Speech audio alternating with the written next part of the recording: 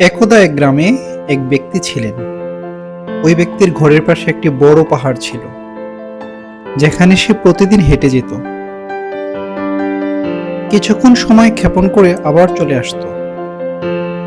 প্রতিদিনের মতো সে আজও যাওয়ার জন্য রওনা হলো। তখনই পিছন থেকে তার ছোট্ট ছেলে আসলো, এসে তার হাত চেপে ধরলো এবং বলল, আমিও আপনার সাথে যাব। প্রথম বাবা তার ছেলেকে বোঝাতে চেষ্টা করলো, যেতে মানা করলো। বলতে লাগলো, যাওয়ার যে রাস্তা এটা অনেক ছোট, উচ্চতা অনেক বেশি, তুমি আমার সাথে যেতে পারবে না। কিন্তু তার ছেলে বাবার সাথে যাওয়ার জন্য জিদ ধরল। তখন তার বাবা মেনে গেল সাথে নেওয়ার জন্য। তারপর তারা দুজনে পাহাড়ে চড়া শুরু করলো। বাবা তার ছেলের হাত শক্ত করে ধরে হাঁটা শুরু করলো। রাস্তার এক পাশে ছিল পাহাড় আর অন্য পাশে ছিল খাদ, আর রাস্তা ছিল অনেক সরু।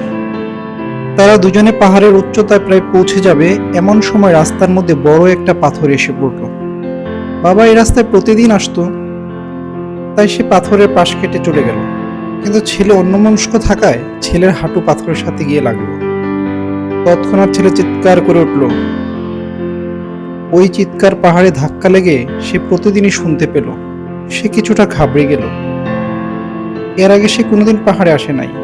ওর মনে হলো ওকে লুকিয়ে কেউ দেখছে এবং তার সাথে মজা করছে। তখন সে বাচ্চা বলে উঠল, কে তুমি? এটার প্রতিদিন হতে লাগলো। ছেলে এটা শুনে আরো রেগে গেল। সে ভাবতে লাগলো, কে এমন আমাকে নিয়ে মজা করছে। তখন সে রেগে বলতে লাগলো, আমি তোমাকে ছাড়বো না। সে এইটারও প্রতিদিনই শুনলো এবং শুনে সে ভয় পেয়ে গেল। তার বাবা বুঝে গেল আসলে কি হচ্ছে।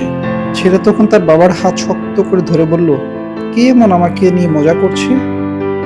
কে এমন আমাকে ভয় দেখাচ্ছে? তার বাবা হালকা করে হেসে পাহাড়ের দিকে তাকালো আর জোরে বলতে লাগলো, আমি তোমাকে ভালোবাসি। এইটার প্রতিধ্বনি ছেলে শুনে চমকে গেল। ও কিছুই বুঝে উঠতে পারছে না। ওই একই ব্যক্তি যে আমাকে রাগাচ্ছে, সেই আবার আমার বাবাকে বলছে ভালোবাসে। তখন তার বাবা ছেলের দিকে তাকিয়ে বুঝে গেল তার ছেলের মনে কি চলছে। তখন বাবা আবার চিৎকার করে বলল, তুমি অনেক ভালো। এটার প্রতিধ্বনি শুনে তার ছেলের মুখেও হালকা হাসি ফুটে উঠল। আর বাবার কাছে জানতে চাইলো, এটা কি হচ্ছে। তারপর তার বাবা ছেলেকে বোঝাতে লাগলো, যে প্রতিধ্বনির আওয়াজ তুমি শুনতে পাচ্ছ, এটা অন্য কারো না, এটা তোমারই আওয়াজ। তুমি ঠিক যেমন বলবা, তুমি শুনবেও ঠিক সেইটাই। যখন তুমি রেগে কিছু বলবা, তখন তুমি রাগের প্রতিধ্বনি শুনবা। কিন্তু তুমি যখন কোনো কিছু ভালো বলবা, তুমি ভালো আওয়াজ শুনবা। ঠিক এমনি ভাবে আমাদের জীবনও, আমরা আমাদের মনে যেটা চিন্তা করি আমাদের জীবনের জন্য, ঠিক আমরা সেইটাই আস্তে আস্তে পেতে থাকি। যদি তুমি মনে মনে চিন্তা করতে থাকো যে আমার জীবনটা খুবই দুঃখের, তাহলে তোমার জীবন প্রকৃতপক্ষেই দুঃখেরই হবে।